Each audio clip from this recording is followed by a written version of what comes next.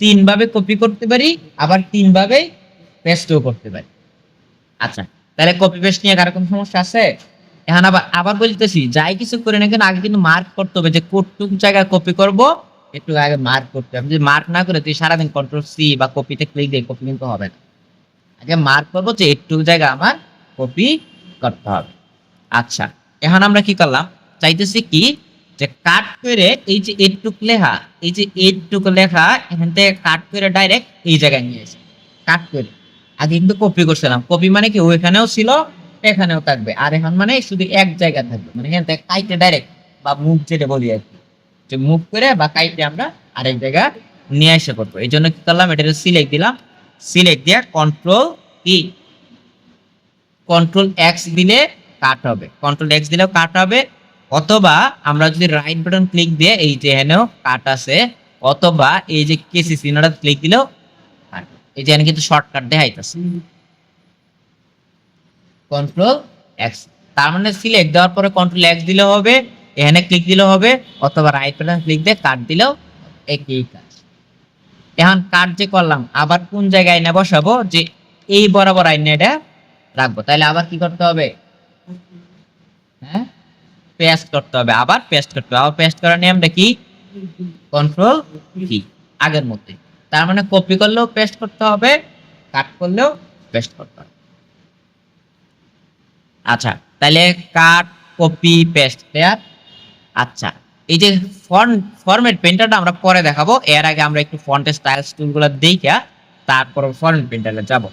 আচ্ছা, এখন দিয়ে আমরা এখানে লেখা আছে কি, এটা কি, এটা হচ্ছে ফন্টের স্টাইল।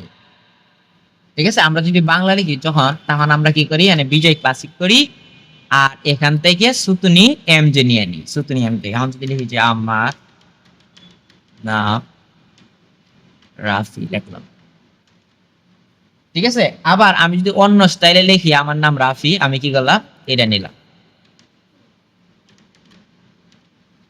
নাম রাফি। কারণ আমরা বইয়ের সাধারণত কোন স্টাইলটা দেখি, উপরেরটা না। তাহলে এইটাও কিন্তু লেখা যাবে, এটা যদি আমাদের ভালো লাগে বা একটু ডিজাইন করি তাইলে। কিন্তু নর্মাল কোনো কাজের জন্য কিন্তু অবশ্যই আমাদের এই স্টাইলটাই ব্যবহার করতে হবে।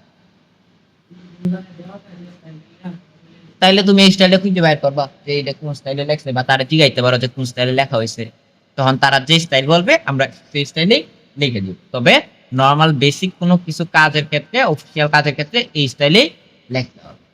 তাহলে এখানে যেগুলা বাংলা লেখা, এগুলো হচ্ছে যেগুলো বাংলা স্টাইলে লেখা, এগুলো বাংলায় কাজ করবে, আর যেগুলো ইংরেজিতে লেখা এগুলা ইংরেজি স্টাইলে কাজ করবে। আচ্ছা, এখন একটা কনসেপ্ট বুঝাই। কারা কারা জানি প্রশ্ন করছিলা যে ভিতরে এগুলা কেন লাল হয়, বা কেন আমার লেখলে আমাও হয়ে যায়, অনেকের তো এই প্রশ্নগুলো ছিল না। এইটা কারণ হচ্ছে আমরা যে লিখতেছি বাংলা, কিন্তু এখানে কি বাংলা লিখলাম না, দাও এখানে একটা আমার লিখলাম, ঠিক না। আমি এখানে নিচে কি করলাম, আবার ইংরেজি নিলাম, সেলিব্রি নিলাম, অথবা টাইমস নিউ রোমান নিলাম, নিয়ে লিখলাম এ A V G V I, আমি যাবি লিখলাম নাকি। এখন এখানে লিখলাম এ বি জি বি আই, আর এখানে লিখলাম কি আমার। কিন্তু এই লেখাটার বর্তমানে কি ফন্ট আছে, ধরো টাইমস নিউ রোমান আছে, তাই না। তা আমি টাইমস নিউ রোমান থেকে যদি এটা জাস্ট শুধু এম যে কইরে দেই, আমার। এখন এখানে তো আমরা দেখতে পাচ্ছি আমার না, কিন্তু এটার আড়ালে কি আছে, দাও এ বি জি ভি আই। তার মানে কম্পিউটার বাংলা ভাষা বুঝেন, আমরা যে লিখতেছি মূলত এটার আড়ালে এই ইংরেজি আছে, একটু উল্টা পাল্টা ইংরেজি আর কি। এই যে এনে, হ্যাঁ এটা চেঞ্জ হয়ে গেছে, যে এই যে ফন্ট চেঞ্জ হয়ে গেছে, যে এই জন্য এটা দেখাইতেছে।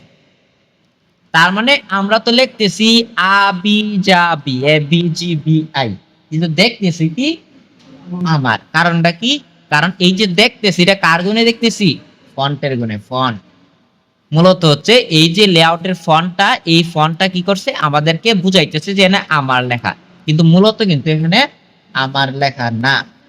আড়ালে আছে ABGDI, আর এই জন্যই সে ভুল ধরতেছে।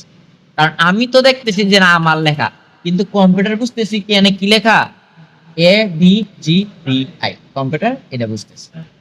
কিন্তু এখানে যদি আমি লিখি যে ইংরেজিতে যদি লিখি যে CAT, ক্যাট, এখন সে ভুল ধরছে, ভুল ধরছে এখন ধরে নাই কেন, কারণ ক্যাটের তো আসলে একটা অর্থ আছে, কিন্তু আমার কাছে কিন্তু এটা ভুল। আমি যদি এখন সুতনি এম যে করে দিই আমি ইধ, এখন যদি আমি ইধ যদি লিখতাম তাহলে কিন্তু সে ভুল ধরল না। কারণটা কি, কারণ আমি দেখতেছি ইধ কিন্তু সে দেখতেছে কি আসলে হ্যাঁ ক্যাট। বুঝা গেল? এই জন্য আমরা যখনই বাংলা লিখি তখনই হয়ে যায় কি যে অটোমেটিক নিচের লাল একটা সিগন্যালাইজ করে দিই ভুল, কারণ কম্পিউটার তো বাংলা বুঝে না, সে তো বুঝতেছে ইংরেজি। আর এই যে অনেকে যে লিখি যে একটা লেখলে যে চেঞ্জ হয়ে যায়, আমার লেখলে আমা হয়ে যায়, বাংলা লেখলে উংলা হয়ে যায়, এটা হওয়ার কারণ হচ্ছে আমি যদি এনে লিখি যে CAT, আমি ক্যাট লিখলাম, লিখে একটা স্পেস দিলাম, এই যে অটোমেটিক কি হয়েছে বড় হাতের হয়ে গেছে, কিন্তু কিন্তু একটাই কি ছিল ছোট হাতের। তাইলে এই যে আমরা যে ইংরেজি লিখতেছি যখন কিছু কিছু ব্যাপার তার সাথে ম্যাচ হয়ে যায় কোনো কারণে, তখন সে অটোমেটিক যে বড় হাতের করে দেয়, যখন বড় হাতের করে দেয় তখন আমি যা লেখি তা তো আর ঠিক থাকলো না। কারণ এই যে বড় হাতের দেওয়া এখানে ক্যাট লেখা না, আবার ছোট হাতের এখানে ক্যাট লিখলাম, এখন এই ক্যাটের আড়ালে দেখ আছে এক ধরনের লেখা, আর এই ক্যাট ছোট হাতের ক্যাটের আড়ালে আছে এক ধরনের লেখা। বুঝতে পারছো মূলত কি কারণে যে এটা চেঞ্জ হয়ে যায়? এখন আমি যখন এনে এই যে প ধ লিখে একটা স্পেস দিলাম, এই দ হয়ে গেছে ইদ, কারণ সে দেখছিল না ছোট হাতের ক্যাট লেখা, সে অটোমেটিক বড় হাতের ক্যাট করে দেয়। তার মানে এই যে আমার পরিবর্তনটা কিন্তু এই কারণেই মূলত হয়। এটা অফ করার একটা সিস্টেম আছে, তবে এই সিস্টেমটা আমরা পরে বলবো। আর এই যে ইদ লেখছে, আমি এটা আগের জায়গায় ব্যাক নিতে ফেলে কন্ট্রোল জেড দিয়ে আন্ডু করে দিলে এইটা আবার ঠিক হয়ে গেছে। Concept clear? আচ্ছা, তাইলে আমরা যখন বাংলা লিখবো তখন এনে অবশ্যই সুতুনি এম যে সিলেক্ট করব, আর যখন ইংরেজি লিখবো তখন এন থেকে সিলেক্ট করব টাইমস নিউ রোমান। এছাড়াও যদি কারো স্টাইলিশ ফন্ট কোনো দরকার লাগে তাহলে তো আমরা যা দরকার লাগে তা ইউজ করবোই, কোনো সমস্যা নাই। ঠিক আছে? আর এখানে হচ্ছে ফন্টের সাইজ একদম নরমাল, একটা নরমাল ফন্টের সাইজ কত 14। কেউ একটা কাজ দিল যেটা আমার টাইপ করে দেয়, ওই ব্যক্তিকে আমাকে বলবে যে এত ফন্টের সাইজে লেখেন, বলবে এরকম, সে খালি লিখে আইনা দিয়ে দিব যে এটা লেখেন। তো আমাদের ডিসাইড করে নিতে হবে যে এটা কত ফন্টের সাইজে লিখতে হবে 14। মানে হচ্ছে একটা 14 ফন্টের সাইজ একদম একজন নর্মাল ব্যক্তি যার চোখে কোনো সমস্যা নাই সে খুব সহজে এই ফন্টটা পড়তে পারে। আর যদি কারো চোখের সমস্যা হয় তাহলে তো আলাদা সব, তাহলে তো বড় করে লিখতে হবে। আর যদি আমার একান্ত ইচ্ছা হয় যে না আমি বড় করে লিখবো, ছোট করে লিখবো, তাহলে হচ্ছে নিজের ব্যক্তিগত বিষয়। তবে 14, 15 অথবা 16 এই তিনটা থেকে যে কোনো একটা ফন্ট আমরা বাছাই করে নিব, বাংলা এবং ইংরেজি উভয়ের ক্ষেত্রে। তবে 14টাই হচ্ছে সবচেয়ে বেটার। তাহলে আমরা এটা সিলেক্ট দিয়ে এই যে এখান থেকে 14 ফন্ট সিলেক্ট করে নিতে। এছাড়া আমরা এটা সিলেক্ট করার পরে এই যে এখানে ফন্ট বাড়ানো যায়, ছোট করা যায়, বড় করা যায়। ঠিক আছে? আচ্ছা, তারপরে এখানে আছে কি বোল্ড। বোল্ড মানে কি, ধরো এখানে আমি লিখলাম যে মাই নেম ইজ রাফি, একটু লিখলাম। লেখার পরে কি করলাম, আমি চাইতেছি এই যে রাফি লেখাটা যেন একটু মোটা হয়ে থাকে, হাইলাইট মোটা। আমরা দেখি অনেক সময় বইয়ের মধ্যে বা বিভিন্ন জায়গায় দেখা যাবে কি যে ফন্টের সাইজ সমানে কিন্তু একটু একটা একটু মোটা লাগতেছে আর একটু চিকন লাগতেছে। তো যেটা মোটা লাগে এটা হচ্ছে বোল্ড করা। আমি এটা সিলেক্ট দিয়ে এই যে বোল্ডে ক্লিক দিলাম, বোল্ড হয়ে গেল। আবার আনবোল্ড করতে চাইলে এটা সিলেক্ট দিয়ে এই যে আনবোল্ডে ক্লিক দিই, মানে যেখানে ধরে বোল্ড করছিলাম এখানে আবার ক্লিক দিলেই আনবোল্ড হয়ে যায়। এই যে বোল্ড, এই যে বুঝে গেল? আবার এই যে সিলেক্ট দিলাম, এই যে বোল্ড, এই যে একই কিন্তু কিন্তু আগেই বলে দিতেছি, আবারও বলতেছি যে আমরা যাই কিছু করি না কেন আগে কি করতে হবে, সিলেক্ট করতে হবে। আমি বোল্ড করলেও সিলেক্ট করতে হবে, আনবোল্ড করলেও সিলেক্ট করতে হবে। তাহলে বোল্ড গেল। তারপর আসে ইটালিক। ইটালিক মানে এরকম বাঁকা হবে আর কি, যেরকম বাঁকা, ইটালিক স্টাইলে। ঠিক আছে? তারপর আন্ডারলাইন। আন্ডারলাইনের নিচে কি হবে, এরকম আন্ডারলাইন চিহ্ন হবে, নিচে আন্ডারলাইন চিহ্ন হবে। আর যদি এরকম আন্ডারলাইন চিহ্ন না লাগে, মানে এই ধর আন্ডারলাইন দিছিলাম এখন দরকার নাই, তাহলে আবার যে এনে আন্ডারলাইন নিছিলাম এনে ক্লিক দিলেই চলে যাবে। আর যদি এই আন্ডারলাইনের চিহ্নটা ভালো না লাগে, যে না আমরা একটু অন্য স্টাইলের দরকার, তখন আমরা এই যে এরকম ড্রপ ডাউন চিহ্ন থাকলে বুঝতে হবে কি এর ভিতরে আরো অপশন আছে। তখন এটার ভিতরে গিয়ে এই যে সিলেক্ট দিতে দিলাম, মোটা হয়ে গেল। চিকন সিলেক্ট দিলাম, চিকন হয়ে গেল। এরকম ডেও ডেও সিলেক্ট দিলাম, ডেও ডেও হয়ে গেল। দরকার নাই, আবার এনে ক্লিক দিলাম, চলে গেল। ঠিক আছে।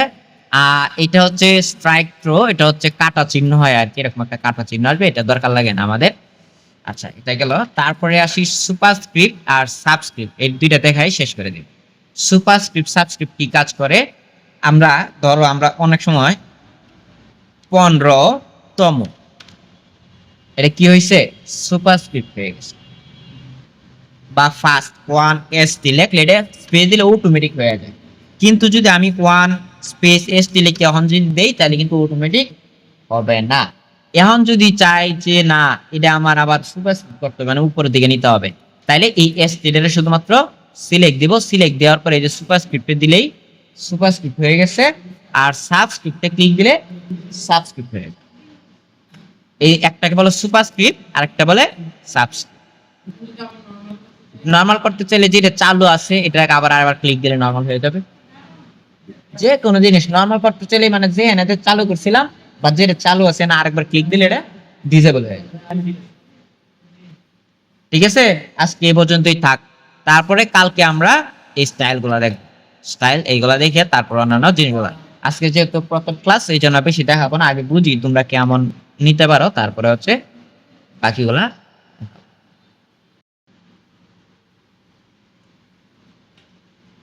তাহলে আমি কি করলাম, আবার প্রথম থেকে দেখি। এখান থেকে গিয়ে লেখাটারে রাইট বাটন ক্লিক করে কপি করলাম, কপি করার পরে আবার মাইক্রোসফট ওয়ার্ডে ব্যাক আসলাম, আসার পরে এখানে পেস্ট করব। কিভাবে বলছিলাম, পেস্ট কিভাবে হয়, রাইট বাটন ক্লিক দিয়ে পেস্ট করা যায়, অথবা আরেকটা উপায় কি কন্ট্রোল ধরে, এই যে কন্ট্রোল ধরলাম আমি দেখাইতেছি কি ধরতেছি, কন্ট্রোল ধরে ভি প্রেস করলেই এই যে পেস্ট হয়ে গেল। ঠিক আছে, এখন যতবার আমি কন্ট্রোল ভি দিব ততবার এই সেম লেখায় পেস্ট হইতে থাকবে। ঠিক আছে, তাহলে আমি আবার এটা সিলেক্ট দিয়ে ডিলিট করে দিলাম, এই যে ডিলিট করে দিলাম। এখন আমি চাইতেছি কি যে এই যে উপর লেখাটা, এই লেখাটা আমার নিচে আবার দরকার, তাইলে এই জন্য প্রথমে কি করতে হবে বলছিলাম, হ্যাঁ মার্ক করতে হবে বা সিলেক্ট করতে হবে। এই যে সিলেক্ট করলাম, যে কয়টা আমার লাইন দরকার, যদি পুরাটা দরকার লাগে পুরাটা সিলেক্ট করব। সিলেক্ট করার পরে কি করতে হবে, সিলেক্ট করার পরে কপিতে ক্লিক দিতে হবে। দাও, এটা যদি আমি মার্ক না করি তাহলে কিন্তু কপি বাটনটা এই যে দাও কেমন ডিসেবল হয়ে গেছে। তো যখন আমি এটা মার্ক করব তখনই এটা ইনেবল। তারপর আমরা কপিতে ক্লিক দিলাম, তার মানে কপি হইলো। এছাড়াও আমরা এটা সিলেক্ট দেওয়ার পরে রাইট বাটন ক্লিক দিয়ে এখানেও কপি করা যাবে। এছাড়াও আরেকটা উপায় হচ্ছে আবার মার্ক করলাম, মার্ক করার পরে আমরা দেওয়া এটা শর্টকাট কি কন্ট্রোল প্লাস কি কন্ট্রোল সি। তার মানে আমরা যেটা সিলেক্ট করার পরে যদি কন্ট্রোল ধরে সি প্রেস করি, কন্ট্রোল ধরে সি প্রেস করি, তাইলে কি হবে, এটা কপি হবে। তাহলে কপি করার কয়টা উপায় দেখালাম, 3টা। এখন আমি পেস্ট করব যেহেতু, তো যেখানে আমার পেস্ট করার দরকার আমি এই জায়গায় পেস্ট করব। তাহলে নিচে আসতে চাইলে কি করতে হবে, কি প্রেস করতে হবে, এন্টার। তাহলে এই যে এন্টার দিতেছি, এই যে নিচে আসতেছে। আবার যদি উপরে চাই তাহলে কি করতে হবে, ব্যাক স্পেস দিলে উপরে যাবে।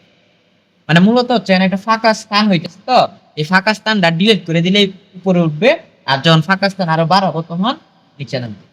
তাহলে এখানে আসলাম, এখানে যে পেস্ট করবো, পেস্ট করার জন্য আবার কি করতে হইব, হ্যাঁ রাইট বাটন ক্লিক দিয়া এই যে এখানে আছে পেস্ট। তো এইভাবে পেস্ট হবে, অথবা আমরা যদি এই যে এই পেস্টের উপরে ক্লিক দেই তাহলেও পেস্ট হবে। এই যে পেস্ট, এই যে পেস্ট, যতবার পেস্টে ক্লিক দিব ততবারই পেস্ট হবে। এই যে এই যে পেস্ট, এই যে পেস্ট হইতেছে। তারপরে আমরা আরেকভাবে যদি শর্টকাটে পেস্ট করতে চাই, যদি শর্টকাটে পেস্ট করতে চাই তাহলে কন্ট্রোল ভি দিলেও পেস্ট হবে। এই যে পেস্ট, এই যে পেস্ট, এই যে পেস্ট। কি করতেছি, কন্ট্রোল আর ভি প্রেস করতেছি,